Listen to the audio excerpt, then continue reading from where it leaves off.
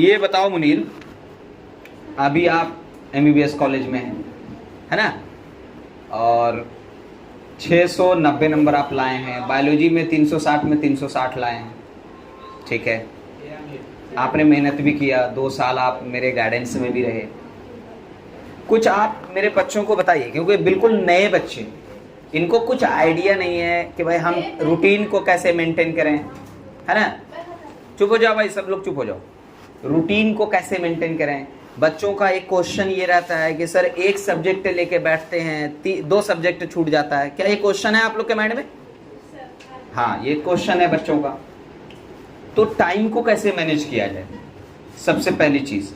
और उससे भी पहले आप ये बताइए कि आप जो एमबीबीएस कॉलेज में गए, आपका काउंसलिंग हुआ, है ना, आप कॉलेज में गए, आपको वाइट कोट सेरेमनी हुई, आपने जैसा शेयर किया था फोटोज वगैरह, और आपके फादर भी वहाँ पर थे। फादर को क्या प्राउड फील हुआ, आपको क्या प्राउड फील हुआ, और हमारे बच्चों को क्या करना चाहिए। क्या सिर्फ 12th के लिए पढ़ना चाहिए या फिर माँ बाप के चेहरे पे व्हाइट कोट की खुशी चाहिए। तो इस चीज़ के बारे में आप बात कीजिए ज़रा बच्चों से। हाँ,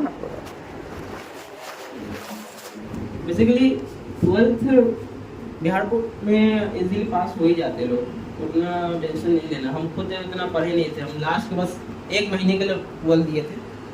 1 महीने पहले ही हमने किताबें खरीदा था उर्दू का और बाकी लैंग्वेज सब्जेक्ट का। बेसिकली 12 में अगर 12 का टारगेट लेके चल रहे हो तो फिर ज़्यादा आगे नहीं जा पाओगे। फ्यूचर का टारगेट लेके चलो, कोई भी कॉम्पिटिटिव एग्जाम, चाहे नीट हो, जेई हो, CUET हो, बस कोई अपने ऊपर का कॉम्पिटिटिव एग्जाम लेके चलो, उसका लेके चल के तैयारी करोगे तो बोर्ड अपने आप हो जाएगा। बोर्ड के लेकर टेंशन नहीं है, बोर्ड पास कर ही जाओगे, खासकर बिहार बोर्ड। तो बेसिकली अभी से लग जाओ तैयारी करने। बेसिकली आप तो लग ही जाना चाहिए, अगर इस साल 12 बोर्ड के बाद ही नीट हो जाता है मई में, इस बार भी 4 मई को है। तो अभी से लग जाओ, एक रूटीन बनाओ, मतलब तीनों सब्जेक्ट के लिए, बायो, केमिस्ट्री एंड फिजिक्स, और जिसका अगर जेई है तो उसका मैथ।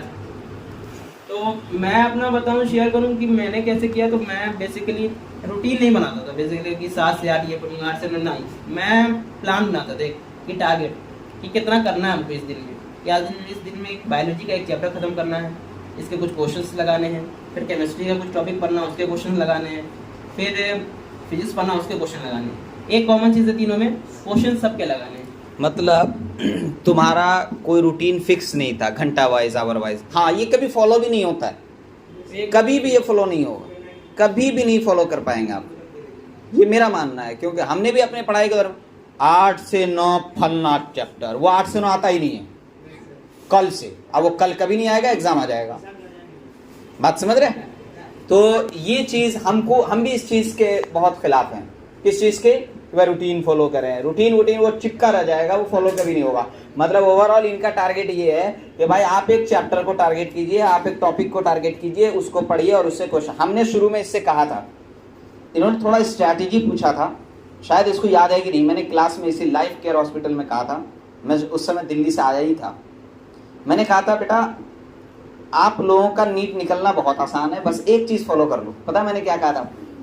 मैंने कहा कि आप हर दिन एक चैप्टर फिजिक्स का पढ़ो, एक चैप्टर केमिस्ट्री का पढ़ो, एक चैप्टर बायोलॉजी का पढ़ो, और उससे रिलेटेड 100 क्वेश्चन जब तक ना लगाओ तब तक ना सो। 365 दिन में आपके 97 चैप्टर हैं। 97 का अब तो घट गया, बहुत हो गया। 70 अब तो घट गया, बहुत हो गया, बहुत कम हो गया। अब तो किसी में 4-4, 5-5 चैप्टर घट गया है। तो आपका देखो कितनी बार रिवाइज हो जाएगा। अब आप बोलेंगे सर जो चैप्टर नहीं हुआ खुद से पढ़ो, 30% समझ में आएगा, अरे 40% समझ में आएगा, कोई बात नहीं। बात समझ रहे हो ना? तो मैंने इसको कहा था, इसने इस चीज को अपनाया भी है और हमने इसका टेस्ट सीरीज भी करवाया था, बहुत अच्छा किया है। तो ओवरऑल रूटीन में मुनीर का ये कहना है कि भाई रूटीन में आप सब्जेक्ट को टारगेट कीजिए, रूटीन मत बनाइए, वो रूटीन रखा रह जाएगा। क्या ठीक है? और बताइए कॉलेज का फर्स्ट डे और कोर्स सेरेमनी के बारे में कुछ बताइए बच्चों को। तो पहले तो हम यहाँ गए थे फर्स्ट राउंड में, तो एम्स कल्याणी में हुआ था मेरा एडमिशन। एम्स से Kalyani west Bengal? West Bengal. Okay. तो वहाँ गए सबसे पहले, यानी एम्स मिला था सबसे पहले? पहले मेरा टारगेट ही वही था। अच्छा, क्यों छोड़े कल्याणी को, क्यों छोड़े? 2-3 रीजन है। पहला तो वो कोलकाता से बहुत दूर पड़ रहा था, क्योंकि एम्स सबका सपना होता है। मेडिकल वाले का क्या होता है? जन्नत है एम्स, कहा जाता है मेडिकल वाले का जन्नत क्या है। लेकिन इसने एम्स को छोड़ा, तो मैं भी जानना चाहूँगा, क्योंकि मैंने जो पोस्ट किया था इंस्टाग्राम पे उसमें मैंने इसके बारे में यही पोस्ट किया था कि my dear student Munir Abbas ही गॉट एम्स कल्याणी कॉलेज, है ना, वेस्ट बंगाल। हमने ये पोस्ट किया था, लेकिन बाद में क्या हुआ कि वो कॉलेज अलीगढ़ चला गया। तो मैं इसका रीज़न जानना चाहता हूँ। बेसिकली मैंने पूछा नहीं आज तक। बेसिकली सब बच्चे का एक सपना होता है, सपना की तैयारी वहीं से स्टार्ट करते हैं कि all India institute of medical science, इसका अलग ही ऑर्डर होता है। जैसे कि आईआईटी में आईआईटी मुंबई, आईआईटी दिल्ली, यही जाना सपना होता है। वैसे नीट के बच्चों का सपना होता है एम्स, खासकर एम्स दिल्ली, लेकिन सीट है सिर्फ 125 और बच्चे हैं 25 लाख, तो उसमें कॉम्पिटिशन होता है। यहाँ भी हमको मिला था एम्स कल्याणी में, बहुत दिन से मिला था, वरना वो भी क्लोज ही हो रहा था। तो लास्ट ओबीसी में, ओबीसी के लास्ट बच्चा हम ही को मिला था फर्स्ट राउंड। ओके। तो बेसिकली गए हैं स्टार्टिंग में, तो उस समय जोश था कि हाँ एम्स में एडमिशन हुआ है, एम्स देखना है कैसे। गए जैसे कोलकाता से 50 किलोमीटर अंदर की तरफ है। पहला तो ये एक रीजन है कि थोड़ा अंदर है, क्योंकि एम्स को बड़ा एरिया चाहिए। 180 एकर्स पे बना हुआ है वो, उसको बड़ा एरिया 180 एकर्स, तो उसको बनने के लिए बड़ा एरिया चाहिए, तो वो अंदर ही बनेगा। तो वहाँ से हम ट्रेन पकड़ के वहाँ 1 घंटा लगा कोलकाता से जाने में। एक ही है कि दूर था, बहुत रूरल एरिया में था, है ना, अर्बन एरिया में नहीं था। ठीक तो है। जैसे गए कल्याणी, तो एम्स के गेट पे पहले मुझे all India institute of medical science कैसा फील हुआ देख के? बहुत अच्छा फील हुआ। मतलब सोचे नहीं थे कि हम टारगेट क्या लेके हुए थे कि बस एक मेडिकल सीट मिल जाए, चाहे डीएमसीएच मिल जाए, चाहे पावापुरी मिल जाए, गया मिल जाए, बस कोई मेडिकल सीट मिल जाए। एम्स का हम खुद ड्रीम लेके नहीं चले थे। ओके। लेकिन ऊपर वाले का ये निजाम है कि आप मेहनत करोगे उस हिसाब से आपको उस तरह का फल मिल जाएगा। आप मेहनत का अगर ऊपर वाला देता है, भले ही लेट देता है लेकिन देता है, मेहनत करते हैं। तो बेसिकली मेन गेट था, पापा भी गए थे साथ में। अरे वाह। पापा को कहते कि वकाली का वो पड़ी हाँ। मेन गेट से अंदर गया, पहले वहाँ गार्ड था, साइन करा, बोला कहाँ क्या करने हो? तो बस सर एडमिशन लेने। वो कितने नंबर थे? तो 690, तो बहुत कुछ। अंदर गए, पेशेंट सब बहुत है वहाँ बंगाली में। गार्ड ऐसे हर किसी को नहीं जाने देता है। दूसरा रीजन, पहले रीजन, दूसरा रीजन लैंग्वेज। वहाँ सब बंगाली बोलता है, सब बंगाली बोलता है, सारा बंगाली बोलता है। सब एक से एड्रेस पूछे तो वहाँ ये दिक्कत है, लैंग्वेज प्रॉब्लम, क्योंकि क्लिनिकल पोस्टिंग होगा तो उसमें लैंग्वेज का बहुत दिक्कत होगा पेशेंट सबसे लेकर। तो ये दूसरा रीजन था। तो गए अंदर, एक रीजन बहुत दूर था, आउट ऑफ अर्बन एरिया था। दूसरा रीजन था कि लैंग्वेज प्रॉब्लम था, है ना? ठीक है। तीसरा रीजन, तीसरा पीजी, फ्यूचर। Okay, future. और जैसे तुमने बोला था सुविधा नहीं था वहाँ पे, नया था, नया एम्स था, तो उसकी वजह से वहाँ पे प्लस डिपार्टमेंट था वो सब बना नहीं था, बन ही रहा था, 5 साल में बन जाता पूरा। Okay okay. दूसरा एक्सपीरियंस का बात होता है ना, हाँ मेडिकल कॉलेज जो जिसके पास। तो फिर अलीगढ़ का तुम्हारे माइंड में कैसे आया? क्योंकि एएमयू क्या है कि टॉप 1 कॉलेज में आता है। अलीगढ़ का एमबीबीएस, अलीगढ़ का मेडिकल सब जानता है दुनिया में कितना अच्छा रैंक का है, ये सब जानता है। तो एएमयू का कैसे तुम्हारे माइंड में आया? क्योंकि एएमयू का रैंक भी बहुत अच्छा चाहिए, 3,3500 के अंदर चाहिए 25 लाख बच्चे में। क्या 3,3500 के अंदर अगर आप हैं तभी आपको अलीगढ़ मिलेगा भाई, नहीं तो नहीं मिलेगा। तो वो कैसे हुआ वो बताओ। बेसिकली एम करें, पहले एडमिशन ले लिया ना, फिर आए घर, तो वहाँ का जो माहौल देखे ना, वो हमको इतना अच्छा लगा नहीं। हम असल में हमको पसंद है एक शांत स्वभाव माहौल, मतलब जहाँ पे ऐसा कुछ फंक्शन वंक्शन नाच गाना ये सब ना हो, ऐसा। लेकिन वहाँ पे ऐसा था। दूसरा बात रैगिंग, एम्स में भले एम्स है लेकिन रैगिंग हर जगह होता है। इंडिया के वहाँ हर मेडिकल कॉलेज में रैगिंग होता है। सिर्फ एक मेडिकल कॉलेज को छोड़कर, वो AMU JNMC Jawaharlal Nehru medical college, ये वाहिद ऐसा मेडिकल कॉलेज जहाँ अलीगढ़ में रैगिंग नहीं होता है। वहाँ पे सीनियर आपको खुद आके इंट्रो देंगे, वहाँ पे आपको इंट्रो नहीं देना पड़ेगा, आपको वहाँ पे बॉस कुछ नहीं बोलना पड़ेगा, भाईजान। ये वहाँ का कल्चर है। हाँ, आप ये भाई यही बुलाते हैं। अब बेसिकली तो यहाँ पे रैगिंग, पहले गए थे तो वो थमा दिया, लड़कियों को आप्पी, हाँ आप्पी, और लड़कों को भाई। वेरी गुड, शाबाश, क्या कल्चर है। तो बेसिकली वहाँ गए तो 1-2 दिन रहे थे ना वहाँ के हॉस्टल में। मेरा एक दोस्त था वहाँ एम्स कल्याणी में। हॉस्टल तो इन लोग का होटल से कम नहीं है, होटल से कम नहीं है हॉस्टल। बहुत बेहतरीन बेड मिलता है, एक सिंगल बाथरूम मिलता है अपना, और सिंगल रूम भी मिलता है, एक चेयर मिलता है, टेबल मिलता है, बालकनी भी रहता है, बहुत अच्छा रूम रहता है उसमें। तो उसमें रहे, तो वहीं जैसे ही रहे वहाँ आ गया, शुद्ध हिंदी में लेके पर्ची, ये लो तुम्हारा इंट्रो, ये देना हर सीनियर को जाके ढूंढ के देना सबको। इतना रैगिंग? हाँ, शुद्ध हिंदी में, नहीं तो दोबारा बुलाएगा अगर हिंदी में गलती हुआ तो। हालांकि रैगिंग जो है अक्सर कॉलेज में हाईली प्रोहिबिटेड है, नहीं कर सकते आप इंट्रो वाला रैगिंग। लेकिन आप जो है वो जिसका, जैसे मान लो ये अभी फर्स्ट ईयर में है, ठीक है, फर्स्ट ईयर कंप्लीट होने वाला, तो इसका रैगिंग हुआ तो ये अगला को क्यों छोड़ेगा जो अगले साल आएगा? इसके मन में भी खुंदस होगा, हम भी करेंगे, हमारा भी हुआ। नहीं समझ में आई बात? ये असल बात होती है। हाँ तो भाई अलीगढ़ के बारे में बताओ। कोर्ट सेरेमनी में जो पापा वगैरह गए, वाइट कोट पहने, स्टेथोस्कोप लगाए गले में, क्या उसके बारे में कुछ हाँ, तो बताओ। भाई कॉलेज में आए कर मन बदल गया कि ना यहाँ नहीं रहना, हाँ। अब जाना है हमको एमयू। एमयू का रैंकिंग बहुत अच्छा है बेसिकली। उसको मेडिकल कॉलेज में जाओगे ना तो एनआरएफ रैंक ही निकलता है ऑल इंडिया का। मेडिकल कॉलेज एक गवर्नमेंट की तरफ से कि इंडिया के टॉप मेडिकल कॉलेज में तुम्हारा कॉलेज कहाँ रैंक करता है। तो माशाल्लाह जेएमसी जो है वो 27th रैंक ऑल इंडिया में। ऑल इंडिया में कम से कम 450 से ज़्यादा मेडिकल कॉलेज है, उसमें 27th रैंक करता है इंडिया में, और उससे एक ऊपर एम्स पटना है। तो ये पहला रीज़न था एमयू जाने का कि एनआरएफ रैंकिंग अच्छा है। एमयू यूनिवर्सिटी का खुद के 8th रैंक पे आता है इंडिया में यूनिवर्सिटी। बेसिकली रैंक से बढ़कर वो यूनिवर्सिटी है, बहुत बहुत रिच हिस्ट्री है उस यूनिवर्सिटी का। आप उस मेडिकल कॉलेज से मेडिकल कॉलेज का एंजॉयमेंट नहीं करोगे, आप उस यूनिवर्सिटी का एंजॉयमेंट करोगे।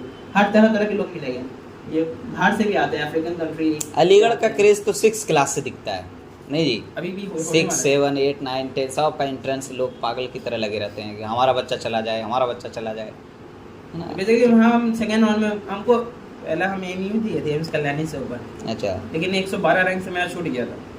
सेकेंड राउंड में हुआ। हाँ, सेकेंड राउंड में हो गया था क्योंकि हमको भरोसा यकीन था कि 112 रैंक को ज़्यादा होता नहीं है, हो जाएगा। तो सेकेंड राउंड में हो गया तो गए एमयू में। तो एमयू में पहले मामू वहाँ है, वहाँ तो वहीं रहे थे, तो वहीं एडमिशन वहाँ एडमिशन को बहुत आराम से हो जाता है, कोई टेंशन नहीं। वहाँ हर मेडिकल कॉलेज से आसाम एडमिशन एमयू में ही है, कोई ज़्यादा टेंशन कुछ नहीं। कॉलेज का एक्सपीरियंस बताओ।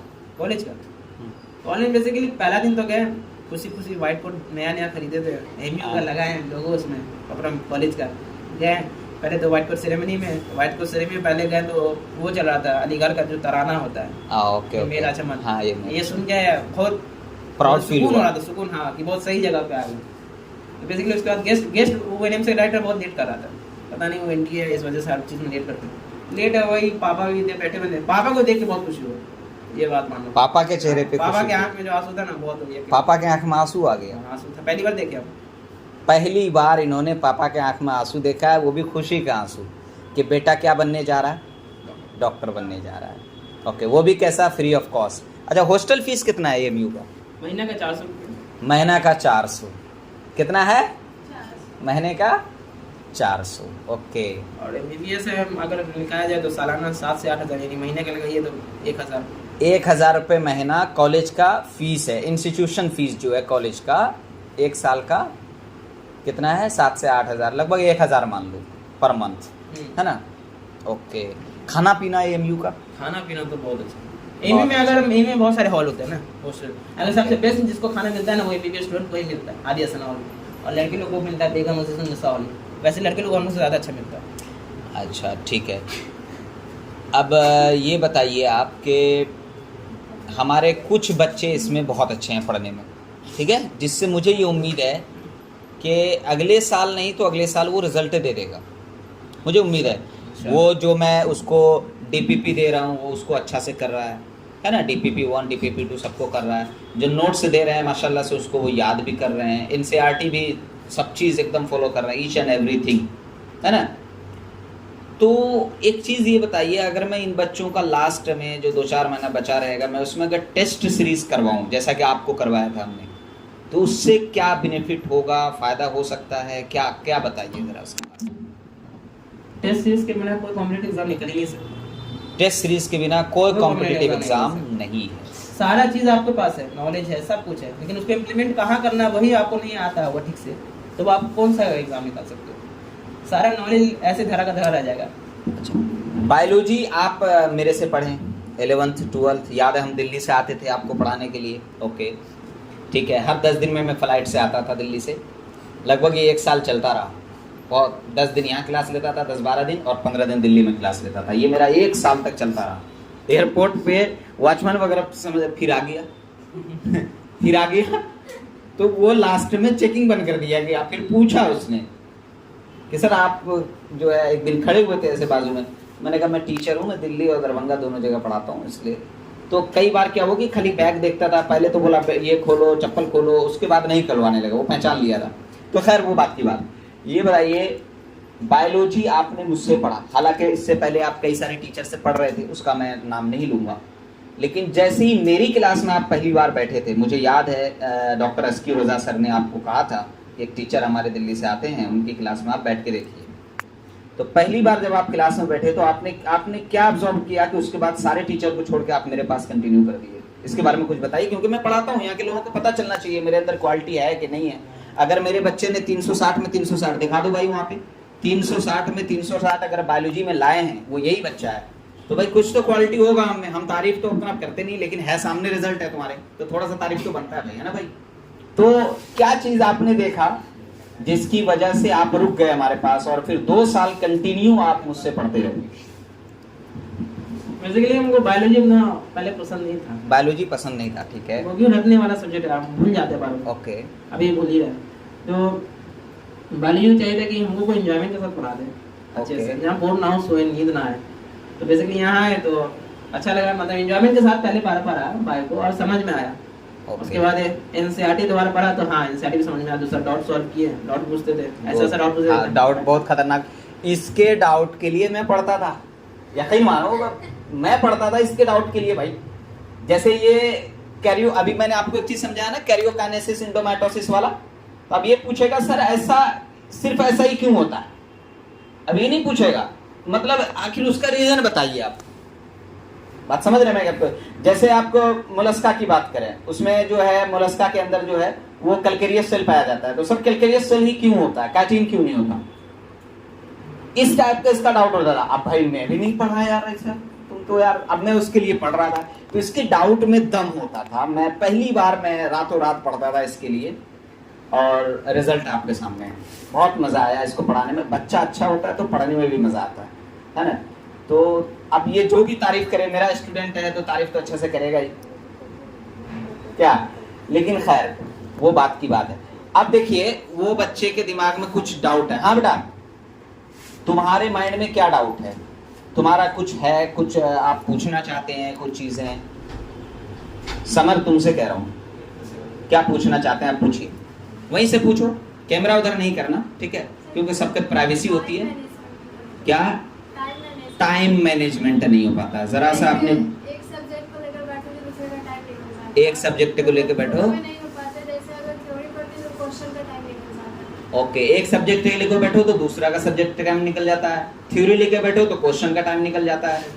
यार आप इतना अच्छा मार्क्स लाए हैं, आपको कुछ तो आइडिया होगा इसका, शेयर कीजिए, क्योंकि मेरे को तो बहुत आइडिया है, लेकिन घर की मुर्गी दाल बराबर, हर दिन बोलते हैं, इनका काम है बोलना, है ना भाई, ये तो हर दिन बोलते हैं। तो अब आपसे सुनना चाह रहे हो कि भाई आपने कैसे टाइम मैनेजमेंट किया, टाइम का कैसे मैनेजमेंट किया? टाइम मैनेजमेंट तो स्टार्टिंग में मुश्किल होता है, मतलब स्टार्टिंग में अगर पढ़ना स्टार्ट की हो, अगर पहले से उतना आदत नहीं है पढ़ने का, तो जितना हो रहा उतना कर लूँ ना, मतलब टेंशन क्यों लेना, एक रिदम बना लूँ ना, रिदम बनते जाएगा, टाइम मैनेजमेंट अपने आप होता जाएगा। हम भी स्टार्टिंग में हम तीनों सब्जेक्ट में एक दिन में पढ़ते थे, अभी आपके पास टाइम है ना, एक साल का टाइम है आपके पास, आप जरूरी है कि आप तीनों सब्जेक्ट जरूरी कि एक ही दिन में पढ़ो, आप एक ही सब्जेक्ट को पढ़ो लेकिन उसको बहुत अच्छे से पढ़ो। बायोलॉजी जैसे आपके पास बोल रहे हैं कि पढ़ते हैं क्वेश्चन, कैसे नहीं, 24 घंटे का दिन होता है, 3 घंटे आप पढ़ जाएगा तो आपके पास कितने घंटे बचे? 21 घंटे। क्या बात, कैसे नहीं हो रहा, क्यों नहीं हो रहा? 7 घंटे आप सो जाएगा, 7 घंटे आप भले आप 10-12 घंटे ना सो, 7 घंटे सो, आरिफ 14 घंटे आपके पास। इधर सुनो बेटा, कैसे नहीं होगा थ्योरी प्लस क्वेश्चन? आपको चैप्टर को सिर्फ 2 घंटे देने हैं थ्योरी में, ज्यादा नहीं देने की, पता चला थ्योरी में लगे हुए हैं, हाँ हाफिज बन गया, थ्योरी पढ़ते पढ़ते क्वेश्चन नहीं भूल गए, जा 2 घंटे पढ़िए, 2 घंटे को सवाल लगे, 4 घंटे में आपको हो जाएगा। तो अगर स्लो पढ़ रहे हैं तो उसको 3 घंटे कर दीजिए। बेसिकली देखा जाए तो मैंने बच्चों से ये कहा है, सब बच्चों से, कि बेटा बायोलॉजी मत पढ़ना। कहा कि नहीं, 1000 बार कहा कि नहीं कहा मैंने आपका बायोलॉजी का टाइम बचा दिया। क्या पढ़ना है? Physics chemistry. इकलौता ऐसा टीचर हूँ मैं कह रहा हूँ अपना, मेरा सब्जेक्ट मत पढ़ो, क्योंकि मुझे पता है तुम क्लास से जाते हो तुमको याद होता है, मुझे पता है। अगर घर पे पढ़ोगी मैंने तो 5 मिनट काफ़ी है, क्योंकि मैं थ्योरी नहीं लिखाता, ना मैं PDF से लिखाता हूँ, जो डिजिटल बोर्ड में PDF खोल देते हैं, खैर मैं नहीं बोलूँगा, ठीक है। तो वो चीज़ है। तो ये जो तरीका अपनाया था पढ़ाई में, मैंने इसको बायोलॉजी नहीं पढ़ने को कहा, कभी नहीं कि बेटा तुम मेरा बायोलॉजी पढ़ो जाके घर पे, नहीं। मेरा तुम देख लेना नोट से उठा के, मगज पॉइंट NCERT का लाइन होता है, और जो क्वेश्चन होता है, जो स्टार कर दूंगा वही क्वेश्चन होगा।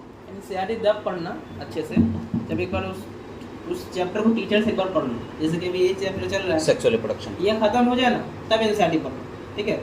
तब NCERT पढ़ना, बहुत अच्छे से पढ़ना, लाइन बाय लाइन, क्योंकि NCERT बेसिकली बोले तो गॉड है नीट का, उससे बाहर को सवाल आता नहीं है, ठीक ठीक है, तो पहले एक बार चैप्टर खत्म हो जाने दो, मैं ये बोलूँगा, उसके बाद एनसीईआरटी पढ़ो, घर पे जाके अच्छे से पढ़ो, और फिर जो डाउट है, मतलब कोई भी डाउट है कि सर ये मीनिंग ही बता दीजिए इस वर्ड का क्या होता है इंग्लिश में, ऐसा डाउट भी है पूछ लो, और उसके बाद उसको छोड़ा नहीं है कि हाँ सेट दिया रखे कि ना भूल जाओगे, उसको हफ्ते हफ्ते इधर रिवीजन भी करना है, रिवीजन बहुत ज़्यादा ज़रूरी है। तो वो जो ब्रेन होता है ना आपका, वो आपका जो स्टार्टिंग जो आप पढ़ रहे हो ना, तो वो आपका जो टेम्पररी मेमोरी में स्टोर हो जाएगा, और उसको परमानेंट में कैसे करना, रिवीजन करना, रिवीजन करो एक बार परमानेंट मेमोरी सेट, तो लंबे समय तक याद रहता है। तो revision plus question plus theory और प्लस आएगी सबके, अगर नहीं हो रहा टाइम धीरे धीरे हो जाएगा। यहाँ पे Okay. बैठ जाइए। अभी तक जो इतना बड़ा इंटरव्यू हाँ। हुआ इसका और इतनी सारी बातें हुई, इसमें सबसे मगज पॉइंट पता है मेरे दिल को क्या छुआ? जब इसके पापा के आंख में आंसू आया था, ये व्हाइट कोट पहना था अलीगढ़ में, ये सबसे बड़ा मेरे दिल को टच किया है। यकीन मानो तो मेरा दिल अंदर से इमोशनल हो रहा है। मतलब कि एक बाप के आंख में आंसू आ रहा है, वो भी खुशी का आंसू है, और गम के आंसू का तो ठिकाना नहीं है, कभी भी आ जाता है, थोड़ी सी तकलीफ हुई आ गया, लेकिन खुशी का आंसू जो होता है ना, वो कभी कभी आता है। जब पैदा हुआ होगा ये, इसको गोद में लिया होगा, तो शायद इसके बाप की जुबान से निकला होगा, मैं डॉक्टर बनाऊंगा। 2 साल बाद ऐसा भी तो हुआ होगा ना, गोद में लेके आज मेरे को बेटा है, मैं भी उसकी ख्वाहिश के लिए बोलता हूँ कि ये बनाऊंगा, फला बनाऊंगा। लेकिन हजारों गार्जियन बोलते हैं मैं बेटा को बेटी को डॉक्टर बनाऊंगा, लेकिन उसमें से आप जानते हैं 999 गार्जियन जो है वो अफसोस करके रह जाते हैं। उसमें से एक गार्जियन ये है जिनके आंख में आंसू आया था जब व्हाइट कोट पहना था। बायोलॉजी में 360 और 690 पूरा, ये छोटी बात नहीं है। बात समझे? तो आप लोग से इसको मिलवाने का मकसद सिर्फ एक यही है। अभी ईद में घर आया हुआ था, अब इसकी क्लास तो स्टार्ट है, शायद अभी टिकट नहीं मिल रहा है इसको जाने का।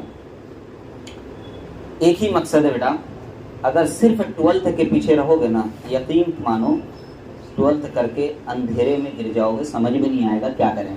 ग्रेजुएट, MSc और MA यानी PG किए हुए और PhD स्कॉलर सब छक मार रहे हैं। आपको यकीन नहीं होता तो आप आस पड़ोस में देख लो। बात समझ में आई? तो now, from now you have to target. आपके पास एक मोशन, एक तरह से आपके पास एक मोटिव होना चाहिए कि हमको क्या करना है लाइफ में। अदरवाइज बहुत पछताओगे, बहुत पछताओगे। कोई बड़ी फैमिली से नहीं है, बहुत मीडियम फैमिली से, बहुत मीडियम फैमिली से, मिडिल क्लास से भी लो फैमिली से, हम जानते हैं इसको। लेकिन अब ये जो चाहेगा वो करेगा। ये आपको पता है, कॉलेज से निकलेगा तो 1.5 लाख की जॉब लेके निकलेगा। ये अलीगढ़ वो चीज़ है। बात समझ रहे हो? तो इसीलिए इतना आप लोग का टाइम भी किल किए, टाइम मैनेजमेंट भी आपको बताया। मैं ये नहीं कर रहा हूँ मुझसे ही पढ़ो, मैं प्रचार कर रहा हूँ, तौबा अस्तगफिरुल्लाह, वो चीज़ मेरे दिमाग में नहीं है। अल्लाह का दिया हुआ मेरे पास सब कुछ है, मेरे को किसी चीज़ की लालच नहीं है। लेकिन मेरे पास 100 बच्चे आते हैं, उसमें से 40-50 ही रुकते हैं, क्योंकि हर बच्चा DPP को फॉलो नहीं करता, भगा देते हैं। नोट्स को फॉलो नहीं करता, भगा देते हैं। NCERT को नहीं पढ़ेगा, भगा देंगे। इस बार आपको पता है 30 से 40 बच्चे का रिजल्ट देख लेना, 400 प्लस में 400 प्लस है बायोलॉजी में बोर्ड में। तो पढ़ने वाला रुकता है, उसका रिजल्ट आता है, और तुम्हारे सामने रिजल्ट मौजूद है। और मैं अगर दिल्ली छोड़ के दरभंगा आया था तो कहीं ना कहीं ये भी रीजन था, क्योंकि इसको मैंने देख लिया था, जिसके लिए मैं पढ़ता था। मैं टीचर होके इसके लिए पढ़ता था कि नालायक कहाँ से क्वेश्चन पूछ देगा, कोई ठीक नहीं है। समझ में आई बात? तो मुझे लगा कि ये रिजल्ट है, अब मैं इसके पीछे लग गया। और एक बात और हकीकत तुम लोग को बता देते हैं, एक टेस्ट सीरीज इन लोग को कराए थे हम लोग। बच्चा तो और भी था नीट का, लेकिन यकीन मानो, झूठ नहीं बोलना, अल्लाह देख रहा है, इसी के लिए हम लोग वो टेस्ट सीरीज मंगाए थे 1.5 लाख रुपए खर्चा करके। बात समझ रहे हो जी? तो बस मेरा सिर्फ इतना ही कहना है बेटा कि थोड़ा सा सीरियस हो जाओ लाइफ में, कुछ अच्छा करो। एक दिन में रिजल्ट नहीं आता है, हर दिन मेहनत करनी पड़ेगी, तब रिजल्ट आएगा। ओके, ठीक है? चलिए तो फिर मिलते हैं। मुनीर अब्बास को ताली के साथ एक बार विदा कर दीजिए आप लोग, है ना? चलो बेटा, आगे अच्छा डॉक्टर बनो,